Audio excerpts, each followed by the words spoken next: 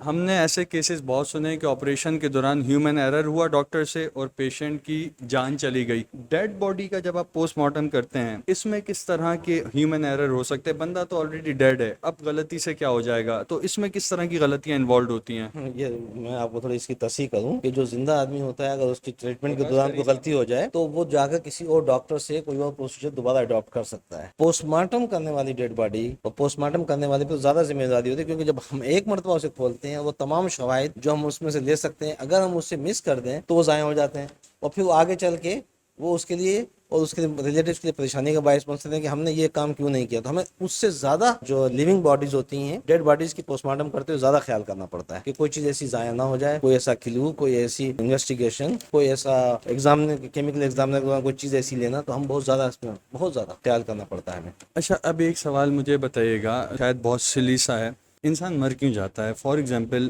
ہم بولتے ہیں بلڈ لاس ہو گیا, بلڈ واپس ڈال دیں, ہارٹ کٹ گیا, ہاتھ واپس جوڑ دیں, مرتے کیوں ہیں لوگ؟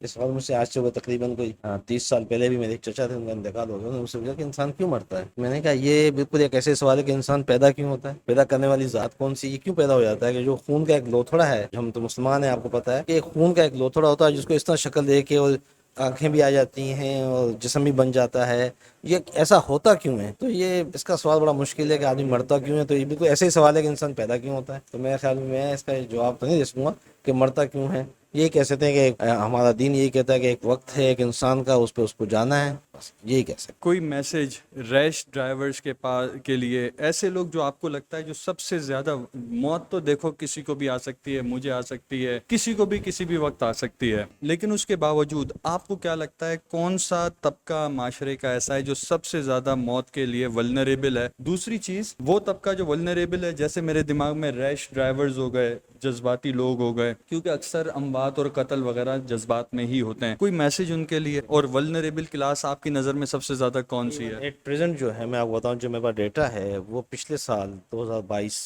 کے اندر سب سے زیادہ جو کیسز ہمارے پاس رپورٹ ہوئے ہیں پوسٹ مارٹم کے حوالے سے, وہ نمبر 1 پر ہیں اسالٹ کے, اور اس کے بالکل ساتھ ہی تقریباً 2 یا 3 نمبرز کا فرق ہے, وہ ہے روڈ ٹریفک ایکسیڈنٹ. تو اس سے آپ اندازہ لگا رہے ہیں کہ یہ جو ریش ڈرائیونگ ہے, یہ جو بچے جنہیں موٹر سائیکل ان کے ہاتھ میں ہوتی ہیں, یہ رکشا ڈرائیور, یہ گاڑیاں چلانے والے, تو میرا تو میسج ان کو یہی ہے کہ خدا را زندگی ایک ہی دفعہ ملتی ہے, خیال کریں. آپ تو ریش ڈرائیونگ کرتے ہیں وہ تو بچ جاتے ہیں بعض اوقات, لیکن جو اس کی زد میں آ جاتا ہے اس کے ریلیٹیو سے پوچھا جائے کہ اس پہ کیا گزرتی ہے, اس خاندان سے پوچھا جائے کہ اس کے ساتھ کیا گزرتی ہے.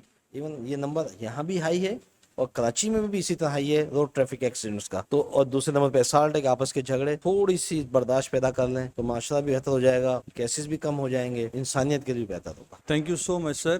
اور دوسری چیز, لائف نہ ساؤتھ انڈیا کی کوئی فلم ہے نہ بالی ووڈ کی کوئی فلم ہے. جذباتی چیزیں تھوڑی دیر کے لیے بہت اچھا ساؤنڈ کرتی ہیں, ابا کے پیسوں کی گاڑی بھگانے میں مزہ بھی بہت دیتی ہے, لیکن ہماری چند سیکنڈز کی جو غلطی ہوتی ہے وہ بہت سارے لوگوں کی لائف کو بہت لمبے عرصے تک ڈیمیج کر دیتی ہے, بہت بری طرح متاثر کرتی ہے.